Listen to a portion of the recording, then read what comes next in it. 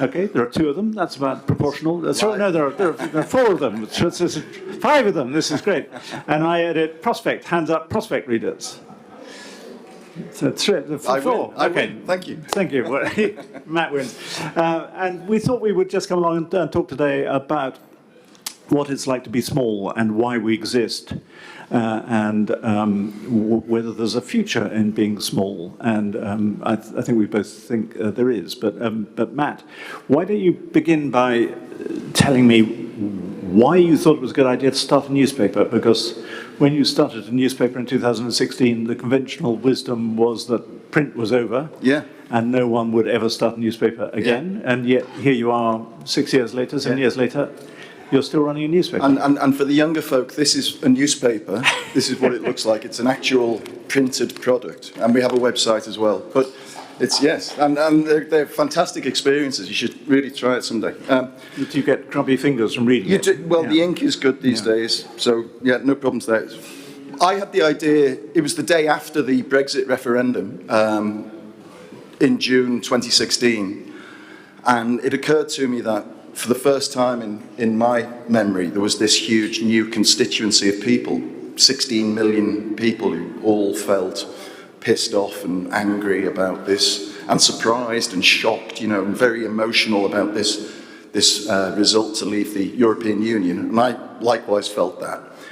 And I was thinking, how can you demonstrate that physically, or how can you attach yourself to this new group, And I remembered the launch of the Independent newspaper when I was about 16, and they had this great advertising slogan, "The Independent, it is or you." And I remember feeling, yes, I'm independent. I'll do exactly as they've told me to do, and I'll buy the Independent and I'll carry it on the train and read it, and I'll visibly demonstrate how independent I am.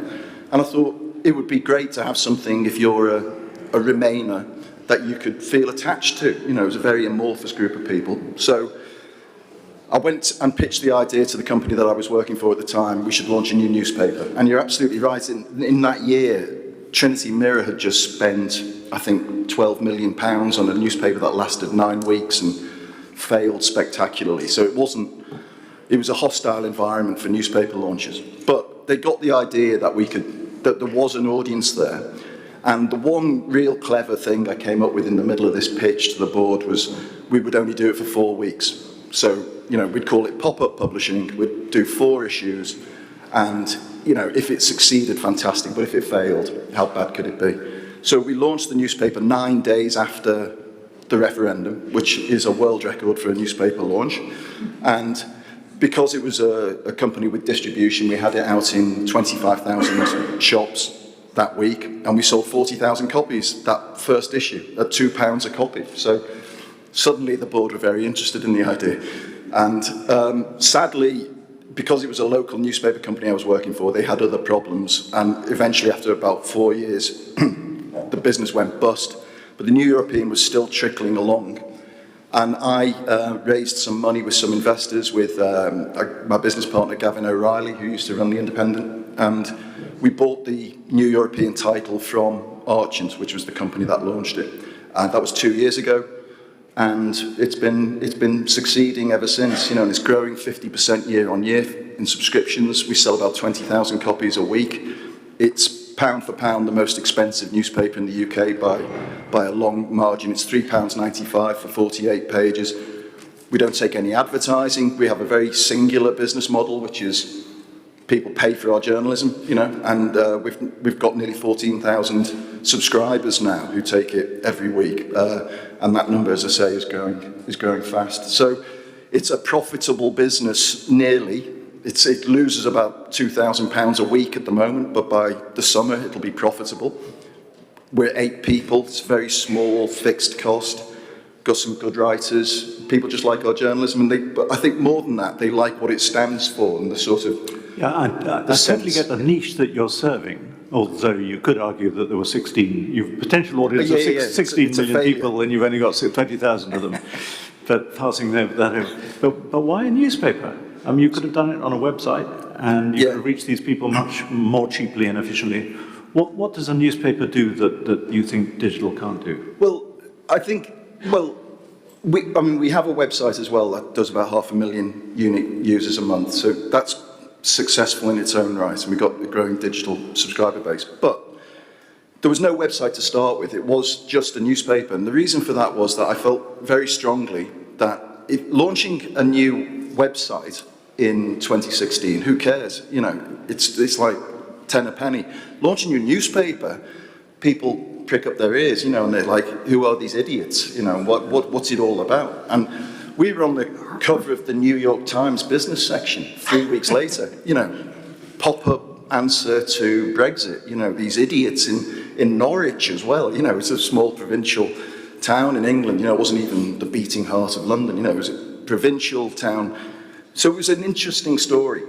But the real answer, I think, is, and I get this a lot from people who say, it's a weekly newspaper, so there's a lot of content in it. People say, I haven't got time to read it anymore, but I'll never cancel the subscription because every time it drops through the letterbox, I feel like the cause is still alive. You know, I feel it's there. It's a concrete reminder that someone's railing against all of these iniquities. You know, and what is very effective, and you've done this brilliantly in the past, Nick Davison, is when a newspaper takes on other bigger newspapers, like we did with the Daily Mail recently. We ran a big kind of piece about how hateful that organ is, as you know, that sort of cancerous influence in British society. People like tell us what you really think afterwards. Yeah. You know, so people, I think when they hold it, they feel a real connection in a way that perhaps they don't digitally. Okay, so that's the argument for the product. Journalistically, because there may be many people in this room who have never read a newspaper or worked for a newspaper, what's the difference journalistically in actually working with old-fashioned words on a page? Yeah. How does the commissioning process work, and how do you think people read it differently? Well, there's a finite quality to what you're producing. I mean, obviously, we produce some content that just goes online as well, but I definitely feel a journalist that tells you they don't care whether it's print or just online, I think there's a slight dissemblance there. I think people really do like the idea that they're working for a newspaper and that they see it in print, and that there's a sort of there's a definite quality because it's journalists of all ages. Yeah, we've got I mean we've got some of what I think of as the usual suspects who are, you know, brilliant writers, Matthew Dancona, Bonnie Greer, Will Self, you know, Alistair Campbell, really great writers, but we're trying to bring in some terrific writers who are younger and less known. And you're saying even the young ones prefer to be in print? Definitely, even more so, I think so. They're more excited about print. Do you find that at Prospect? I'm afraid so, yeah. Because anyone who tries to commission for both will know that sometimes you can't get it all into the magazine, and sometimes you want to react more quickly, and you ring them up and you say, thank you very much for this lovely piece, we're actually going to put it up online, and you can hear the disappointment at the other end of the phone. Yeah, and I also think from a business point of view, there's more value in the newspaper, to me, than there is just online. So justifying the fees we pay market rates for our content, in fact probably towards the top end of the market now, and it's much harder for me as a business person to justify those fees when it's only going online, because the newspaper is much more profitable. The online offering, just for the benefit of the audience today, is all free. There's no paywall. So we have a very tight.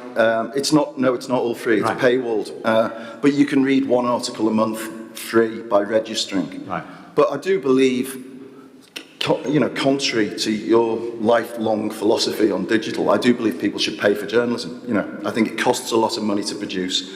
I think so too. And there are different ways of paying for it, and what works for The Guardian doesn't work for Prospect, and what works for Prospect probably wouldn't work for The Guardian. Yeah, and also I think people want to pay for good journalism when they feel an affiliation to it. You know, you've got a New Yorker tote bag there. You know, it's like every time I see a New Yorker tote bag, it's the same idea I'm trying to get across with the New European that, this is something you are emotionally invested in. But I mean, to be fair, the Guardian model works on exactly that, that it wouldn't work, people wouldn't pay for the Guardian if they didn't believe that it was doing something valuable, but it's voluntary. Yeah. That's the difference. Yeah. But it's voluntary at a scale when you've got 200 million readers. It doesn't work at 20,000. That's right. That's right. And we, the smaller you are, the Americans have got a great phrase which doesn't translate into English with an English pronunciation, but the riches are in the niches.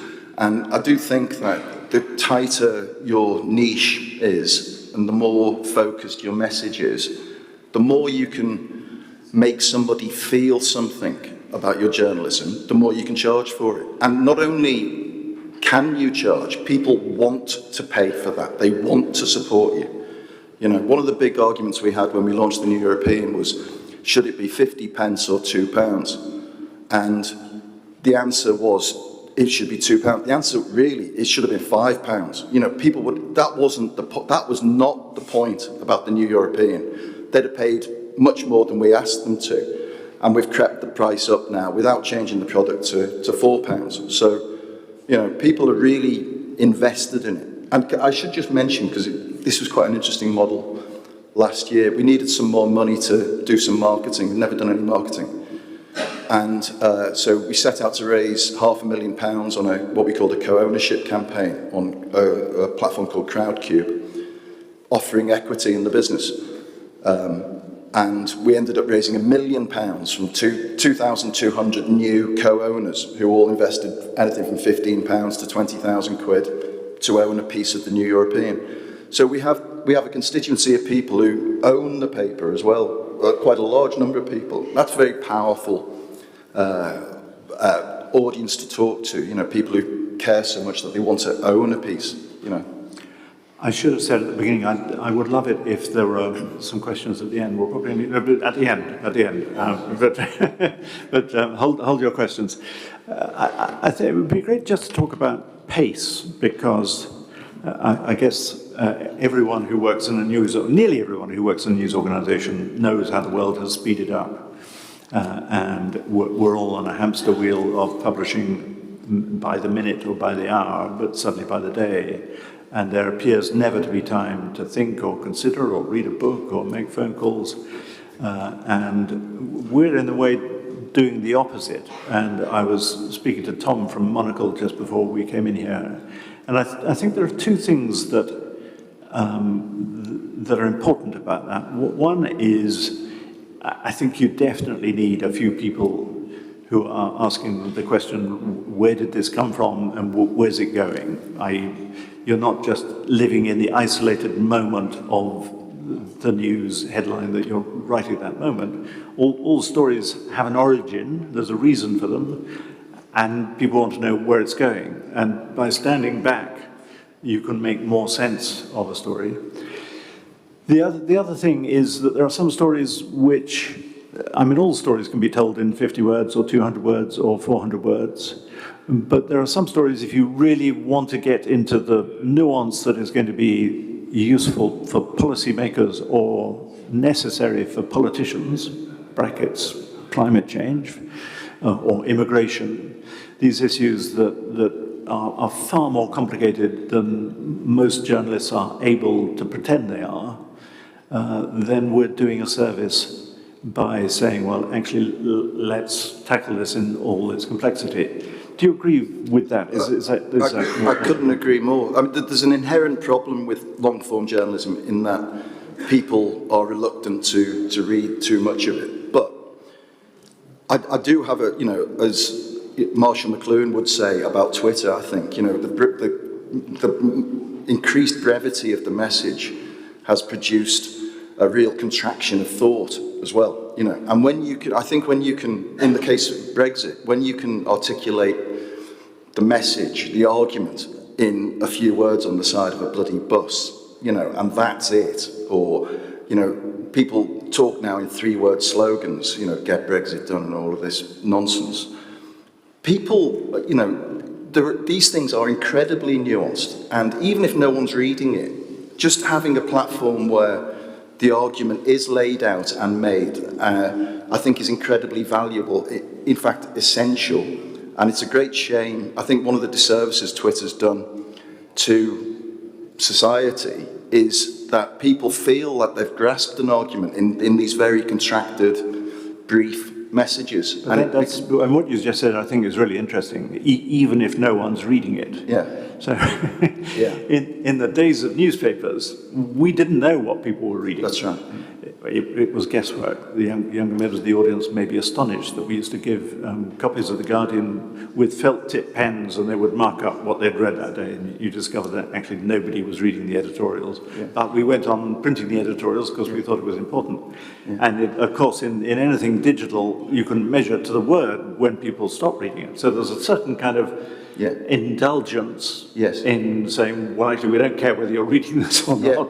Yeah. We're going to write it. Well, I think, again, that's a key difference. It's not, if you look at the granularity of the article, that makes sense. But, again, this is a difference with the newspaper. I think the newspaper format and the magazine format represents a different experience. And it is a package. And people... You only need people to read 2 or 3 things in a newspaper or a magazine for them as a reader to feel that they've got value from it, you know.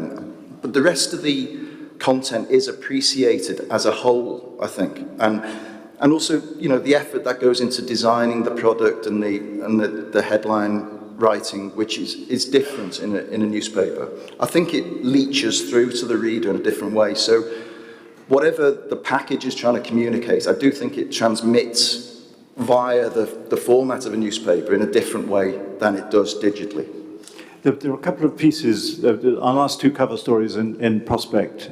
In January, we did a piece by Jonathan Powell, who was the architect of the Good Friday Agreement, essentially about what the negotiation would look like to end the war in Ukraine. Now, he began by saying nobody is talking about this at the moment, and nor should they be, because we're not ready to negotiate. But at some point, we will have to sit down and negotiate, and this is what we will have to talk about. So completely off the agenda, and yet on the agenda. The following month, we had the most senior civil servant in the Home Office in the early 2000s writing about immigration. And his first sentence was, the small boats don't matter, i.e. all the headlines in Britain are about the small boats, but actually the numbers are tiny, and although it's politically supercharged, if you're going to solve this problem, let's not begin with the small boats. And I think that's what we can both do, isn't it? We can say, look, the news is over here, but actually the truth or the solution to the news is over here. But my final question for you before I hope we have got 2 or 3 questions is that to me feels like a very noble aspiration. Thank you. It seems for both of us. And why not? You said that like it's a bad thing. No, well, but I'm just trying, and I think it's important that we're both doing what we're doing, and it's a beacon of hope that there are people who are out there who do want to read that.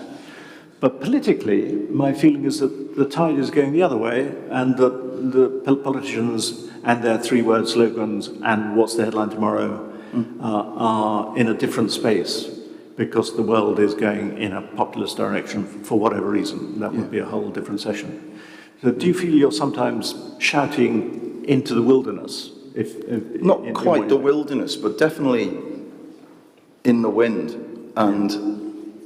But I don't care, you know, I like that.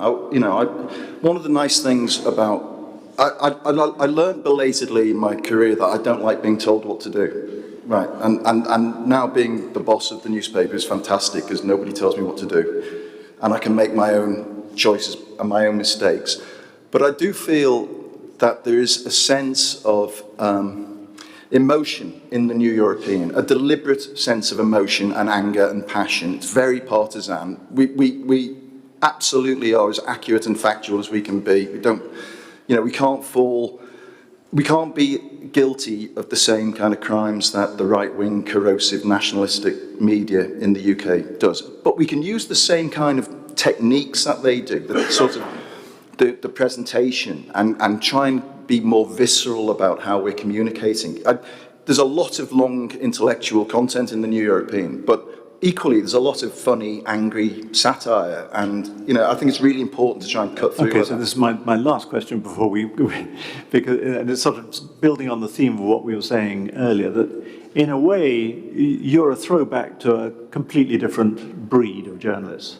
So I guess there are lots of people in the audience who know about the tyranny of metrics, that we know what people are reading and therefore we must give them more of what they're reading, and if they're not reading this stuff, we won't do it because it doesn't make any sense. And I think what you're saying is you're just operating on instinct, which is what journalists for centuries did. You're just saying, this is what I think is important. And that seems to me a wonderfully liberating thing. I edit that newspaper for myself. Totally for myself. I don't have the reader in mind. Honestly, I don't need to. I don't need to sell 1 million copies. I need to sell 25,000 copies.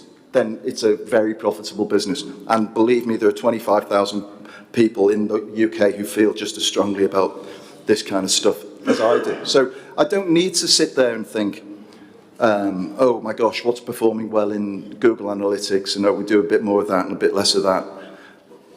I just want to produce a newspaper each week that is interesting, and there's a lot of cultural stuff in here as well about, I've got a passion for Nouvelle Vague French films, so we do probably disproportionately more French film coverage than other newspapers, but we're also covering stuff that you don't read anywhere else in the UK media.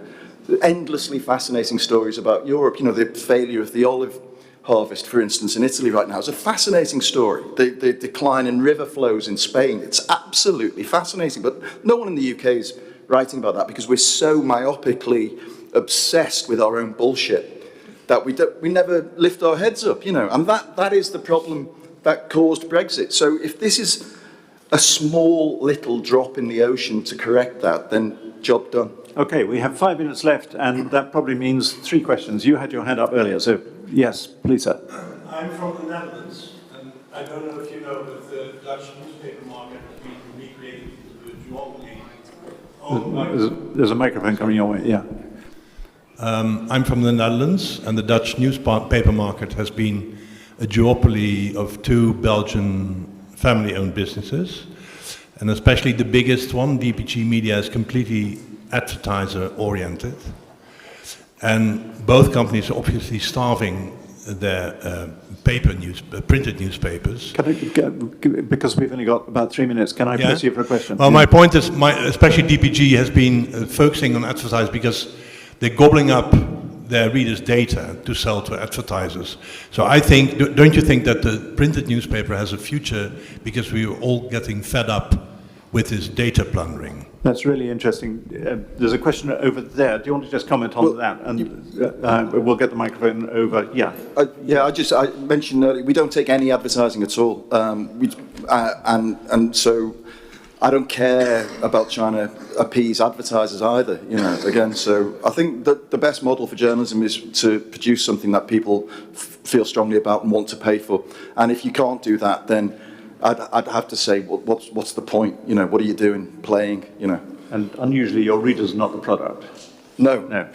Yes. Hi, yeah. I used to work for The Local, actually, in 2017, I think, who did a lot of Brexit content on the back of what you did, and I wrote and run that. And initially, it was very investigative, and it ended up just being stories about driving licenses. A subscriber base grew. So I'm curious, how much appetite do you think your readers have for some of the heavy investigations that still need to be thrown out on Brexit? And is the new European committed to finding us, some kind of better understanding now that the events happen, which a lot of media have perhaps lost interest in? Thanks. Yeah, I mean, to a degree, we've got limited resources, but each week we have John T. Bloom, who used to be the economics editor for the BBC, tackles a section of the economy about Brexit. He's writing about education throughout Europe this week. Last week it was about fishing. I mean, so we are constantly introducing facts, and we also have a small column called Lie of the Week, which just takes a piece of bullshit, which you can pick them from all over the place in the UK media now,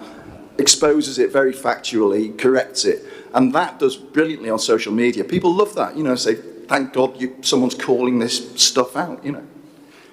question, yes. Oh, hi. I found, I'm one of the founders of a print-only Canadian local newspaper, 2017. Brilliant. And I'm interested in how your co-ownership model works. Well, they invest money and I spend it. That's how that works. Yeah. They don't get any editorial say or control? No, not at all, no. There's no, like, they're not expecting dividend, or like how No, would... their only upside will be an exit at some point. You know, if we sell... The business is valued at £6 million at the moment. That was the last raise. I'm hoping we'll never have to raise any more money, that we become sustainably profitable soon. We're certainly on track to do that. And then if the business was ever sold, they would get their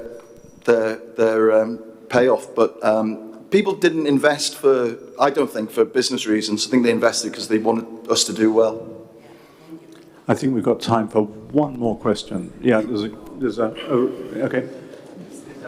Well, we don't have any time for another question. Well, thank you very much for coming, as it's a little beacon of hope, and I hope you go away with hope in your hearts. Excellent, thank you. Hi, yeah. Hi.